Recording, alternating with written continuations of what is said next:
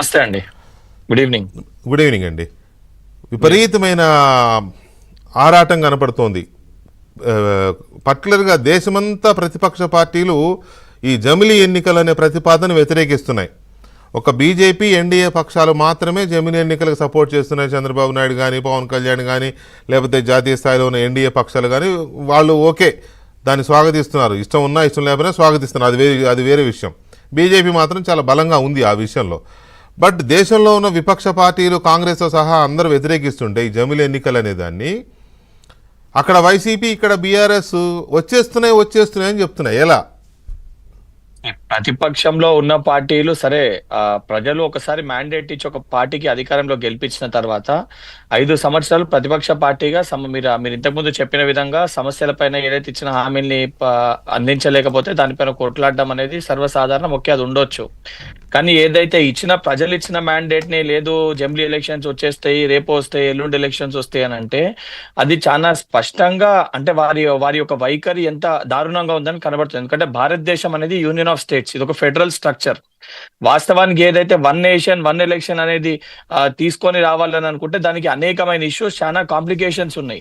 దాని గురించి ఏదైతే నేషనల్ ఇష్యూస్ పైన ఫోకస్ చేసి రీజనల్ ఇష్యూస్ రేపొద్దున ఇబ్బంది అయ్యే పరిస్థితి, ఏదైతే సంబంధించి కొన్ని రాష్ట్రాల్లో ఎక్కడన్నా ఏదైతే సంబంధించిన అసెంబ్లీ డిజాల్వ్ అయిపోయినా దాని తర్వాత పరిస్థితులు ఏవైతే ప్రాక్టికల్ గా అది పాసిబుల్ కాదు. దానికోసమే చాలా స్పష్టంగా ఏదైతే అది రాజ్యాంగాన్ని కానీ మన ఫెడరల్ స్ట్రక్చర్ ని దెబ్బతీసే విధంగా ఉందనే ఉద్దేశంతో ఐఎన్సీ కానీ ఇండియా అలయన్స్ ఉన్న పార్టీస్ చాలా స్పష్టంగా చెప్తుంది ఇది ప్రాక్టికల్ గా పాసిబుల్ కాదు, ఇది ఇబ్బంది అవుతుంది అని చెప్పి అనేక సందర్భాల్లో చెప్తున్నారు.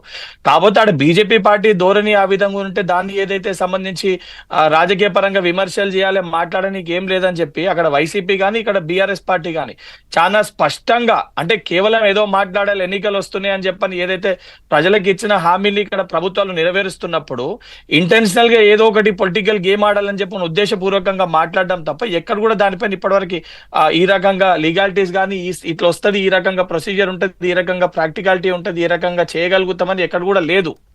సో దాన్ని పెద్ద ఈ రోజు ఏదైతే సంబంధించి వారు అధికార దాహంతో మళ్ళీ ఎలక్షన్స్ వచ్చేస్తాయి, మళ్ళీ కంటెస్ట్ చేయాలి, మళ్ళీ వస్తుంది, మళ్ళీ మేము అధికారంలోకి వస్తాం వారు చెప్పనికి తప్ప ప్రాక్టికల్ గా కూడా కాంగ్రెస్ పార్టీ దీన్ని వ్యతిరేకించు కాదు. ఇది రాజ్యాంగానికి వ్యతిరేకంగా ఉంది. ఇండియా ఒక ఫెడరల్ స్ట్రక్చర్ ని దెబ్బతీసే విధంగా ఉంది. మనది యూనియన్ ఆఫ్ స్టేట్స్, రాష్ట్రాల కలయిక భారతదేశం. 100% నేషన్ తో పాటు రీజనల్ ఇష్యూస్ పైన కూడా రెస్పెక్ట్, ఆ ఇష్యూస్ ని కూడా పరిష్కరించాల్సిన అవసరం ఉంటది.